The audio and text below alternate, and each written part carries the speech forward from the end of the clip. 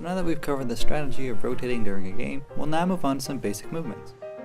Ideally, this video should have come first, but I thought movements would be simple enough and that I wouldn't have to explain it.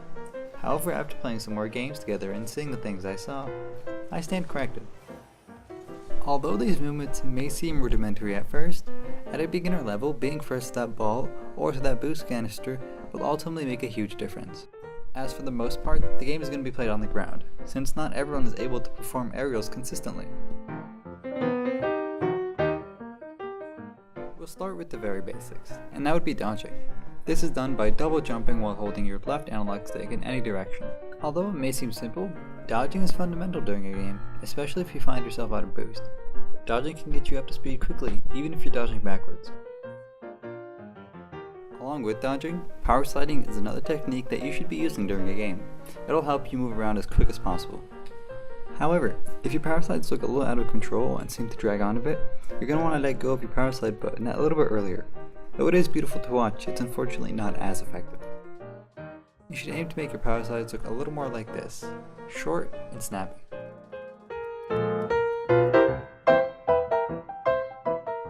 Now that we've discussed the very basics of movements, it's time to talk about striking the ball.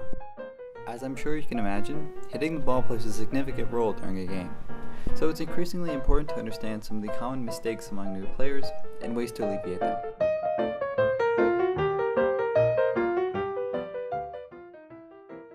Without doubt, the most common mistake I notice among beginner players is that they're getting too close to the ball when trying to hit it, leaving the dodge super late, which often results in them not being able to maneuver their car quick enough to make contact.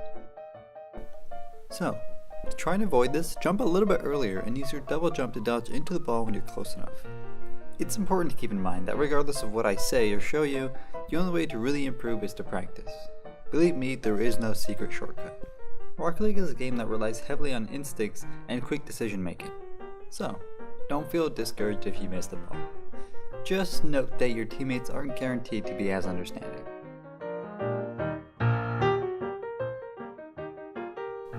Striking the ball well is incredibly useful and very versatile.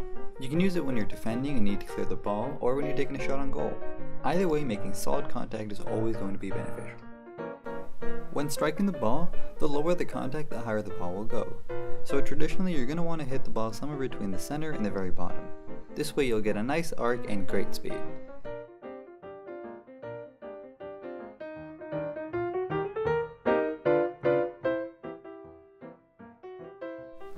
There is so much to cover in terms of movements, but I feel we've covered the appropriate points for a beginner level player. However, there's one more thing I'd like to quickly go over. It has to be the most desired thing to do, and that's aerials. Trust me, I get it. You hop into your first match and you feel like a penguin surrounded by a bunch of eagles soaring in the sky. You feel helpless and scared, but fear not, it's not as hard as it looks. Well, relatively speaking at least. There are several ways to begin an aerial. The simplest way is to jump, tilt back a little bit, and hit the boost. The slightly more advanced way is to double jump, tilt back, and then boost.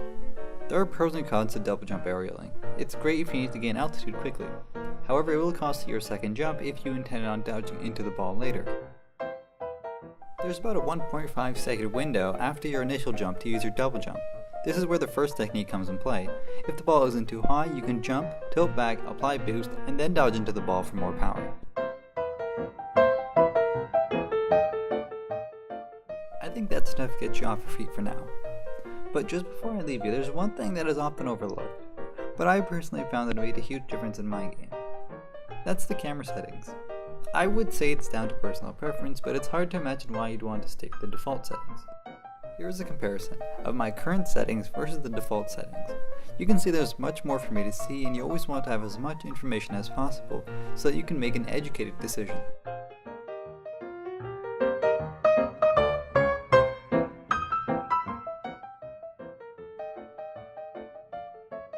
That'll do for now.